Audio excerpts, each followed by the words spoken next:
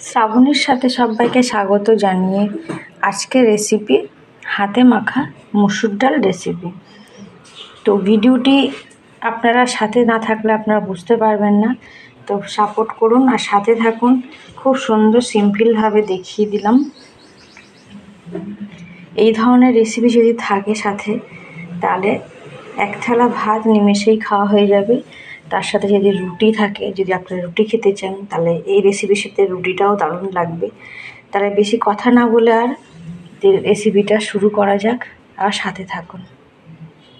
হাতে মাখা মসুর ডাল রেসিপি। আজকে একটা অন্য ধরনের রেসিপি নিয়ে চলে এসেছি।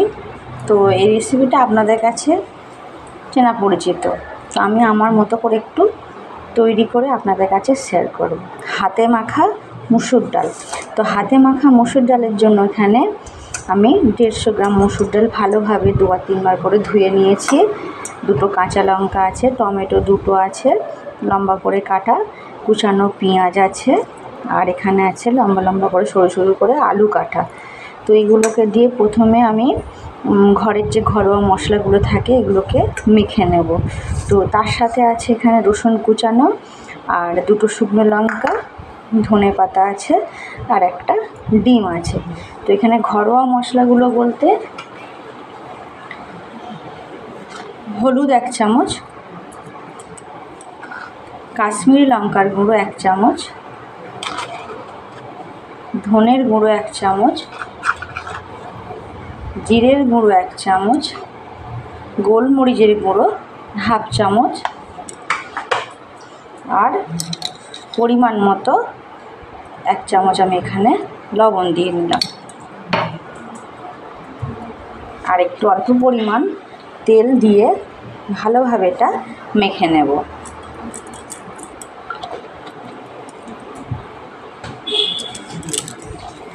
তো এইভাবে হাতে মাখা মসুর ডাল একবার হলেও বাড়িতে তৈরি করে খান। গরম ভাতের সাথে, রুটির সাথে নিমেষেই খাওয়া হয়ে যাবে। আশা করি সকলেরই পছন্দ হবে। তো এই রেসিপিটা খুব সুন্দর একটা রেসিপি।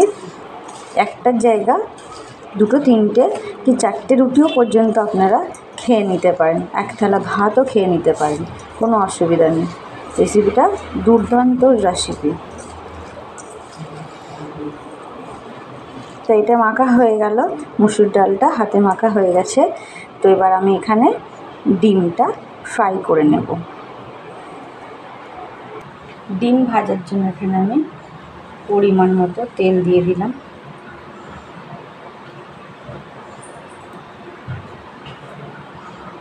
গ্যাসটা গরম করে কড়াটা বসিয়ে দিলাম। কড়াটা গরমও হয়ে গেছে।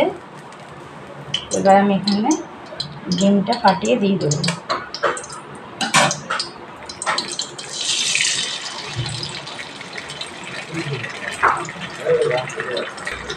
অল্প পরিমাণ লবণ দিয়ে এটা ভুজিয়ে বানিয়ে নেব।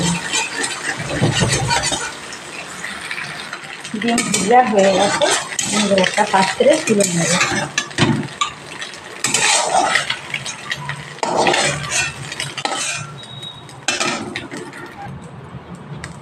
এখানে এবার আমি অল্প পরিমাণ সরষের তেল দিয়ে দিলাম। তেলটা দেওয়ার পর গরম হয়ে গেছে। এখানে আমি অল্প পরিমাণ কালো জিরে ফোড়ন হিসাবে দিলাম, আর 2টো শুকনো লঙ্কা 2 টুকরো করে 1 টুকরো দিয়ে দিলাম। দেওয়ার পর কয়েক সেকেন্ড ভেজে নেওয়ার পর কুচানো যে রসুনগুলো রেখেছিলাম এখানে আমি দিয়ে দিলাম।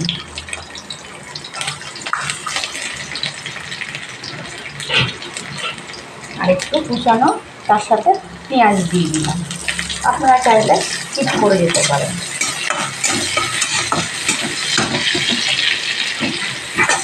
এটা 1 সেকেন্ড ভাজার পর মসুর ডালটা এখানে আমি দিয়ে দেবো। এবার যে হাতে মেখে মসুর ডালটা রেখেছিলাম এখানে আমি দিয়ে দিলাম। 2 মিনিট ভাজার পর এখানে আমি তারপর পরিমাণ মতো জল দিয়ে দেবো। বেশি ভাজার দরকার নেই। পরিমাণ মতো এখানে আমি জল দিয়ে দিলাম।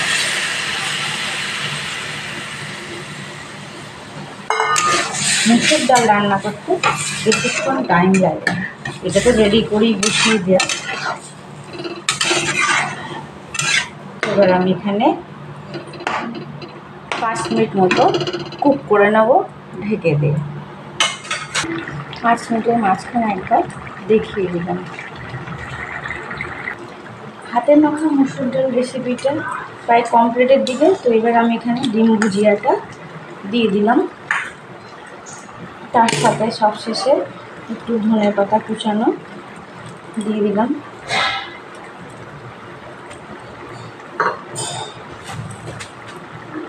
অল্প পরিমাণ চিনি, আপনারা চাইলে স্কিপ করতে পারেন। সবশেষে গরম মশলার গুঁড়ো দিয়ে দিলাম, দিয়ে প্রত্যেকটা জিনিস দিয়ে একটু হালকা হাতে নাড়াচাড়া করে দেবো। রেসিপিটি ভালো লাগলে অবশ্যই লাইক, কমেন্ট অ্যান্ড শেয়ার করতে ভুলবেন না। সাবস্ক্রাইব করার অনুরোধ রইল।